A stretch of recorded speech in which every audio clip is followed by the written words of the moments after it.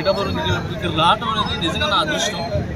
I'm very happy. ఇక్కడ చాలా చాలా ఆనందంగా ఉంది ఇక్కడ రావడం. నేను ఈ మేనిఫెస్టోలో ఉన్నాయన్నీ ఆయన ఖచ్చితంగా చేస్తారు. సో దీనికంటే ముందు నేను వచ్చి చూసుకుంది నాకు ఇక్కడ ఏంటంటే మీ మెయిన్ అక్కడ 4 రోడ్ల సెంటర్ ఉంది కదా. సో ఆ సెంటర్ దగ్గర మెయిన్ ఒక బస్ షెల్టర్ మీకు కావాలి. ఇప్పుడు వచ్చేది కూడా ఏమంటారు ఎండలు వస్తున్నాయి. సో అక్కడ షెల్టర్ లేదు, దాని తర్వాత సిగ్నల్ లేదు అక్కడ. మెయిన్ నాకు తెలిసి చాలా యాక్సిడెంట్ జరుగుతుంటాయి. సో ఫస్ట్ ఆఫ్ ఆల్ ఆ షెల్టర్ ఆ సిగ్నల్ ఏదైతే ఉందో అది కళ్యాణ్ గారికి చెప్పి ఇమీడియట్గా పెట్టిస్తాను. నెంబర్ 1 నా తరపు నుంచి, జనసేన తరపు నుంచి, కళ్యాణం తరపు నుంచి అది ఖచ్చితంగా నేను మాట్లాడి చేపిస్తాను. అండ్ అలాగే ఒక ప్లేస్లో ఏదో వైన్స్ ఉంది.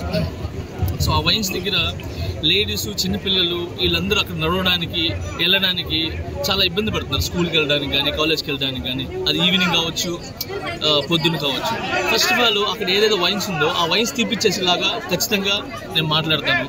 సో ఇది ఒక ప్రాబ్లం, ఇది ఒకటి ఉంది దాంట్లో. సో ఇలాంటి చిన్న ప్రాబ్లమ్స్ ఉన్నాయి. ఫస్ట్ ఈ ప్రాబ్లమ్స్ ఉన్నాయి ఆయన దగ్గర తీసుకుని వెళ్తాను. ఇంకా ఆయన చేసేది ఏదైతే పథకాలు ఉన్నాయో ఖచ్చితంగా ఆయన మాట ఇచ్చారంటే ఖచ్చితంగా చేస్తారు ఆయన.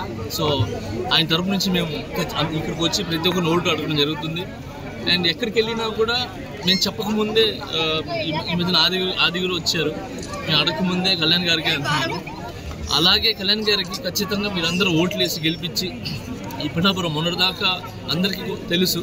కళ్యాణ్ అన్న వచ్చిన తర్వాత ఈ పిఠాపురం అనేది హాట్ టాపిక్ అయిపోయింది ప్రతి ఒక్కరికి. ఇంకొకటి కళ్యాణ్ అన్న ఎలాంటి అంటే ఆయన వస్తే మోడల్ సిటీ చేస్తారా అని చెప్తున్నారు కదా. సో అది ఎలా అంటే రూపురేఖలు లేకుండా చేయటం అలాంటివి చేయరు.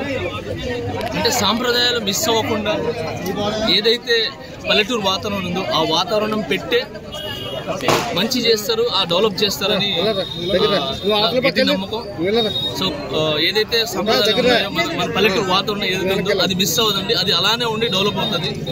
సో చాలా 1-2గా నేను వచ్చేటప్పుడు చాలా తిరిగి చూశాను రోడ్లు కానీ ఇంకా వేరే ఉన్నాయి. సో మీకు ఎగ్జాంపుల్ చెప్పాను కదా, వైన్స్ ఒకటి అక్కడ యాక్సిడెంట్ జరుగుతుందని చెప్పాను కదా. ఇవన్నీ కూడా జరుగుతాయి. ఖచ్చితంగా ఆయనకి సపోర్ట్గా మేము ఉంటాము.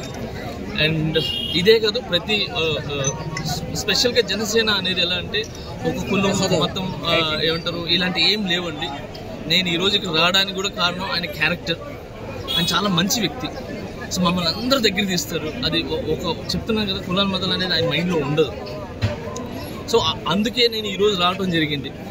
సో ఆయన మంచి, మేము షూట్లో ఉన్నప్పుడు కానీ లేదంటే ఆయన పర్సనల్గా కానీ మేము వెళ్ళి ఆయన దగ్గర నుంచి చూసాము. మేము ఆయన మనసు కానీ ఆయన ఆలోచనలు కానీ ఎప్పుడు స్టార్టింగ్ నుంచి మేము జానీ షూట్ చేసినప్పటి నుంచి కూడా ఆయన టోటల్గా జనాల గురించి, ప్రజల గురించి ఆలోచించేవాళ్ళు.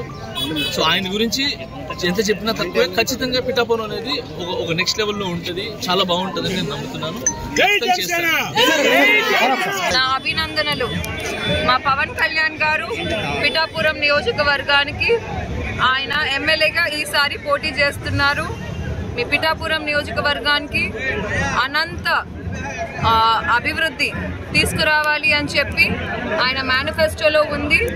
అలాగే textile park, logistical park, harbour, అలాగే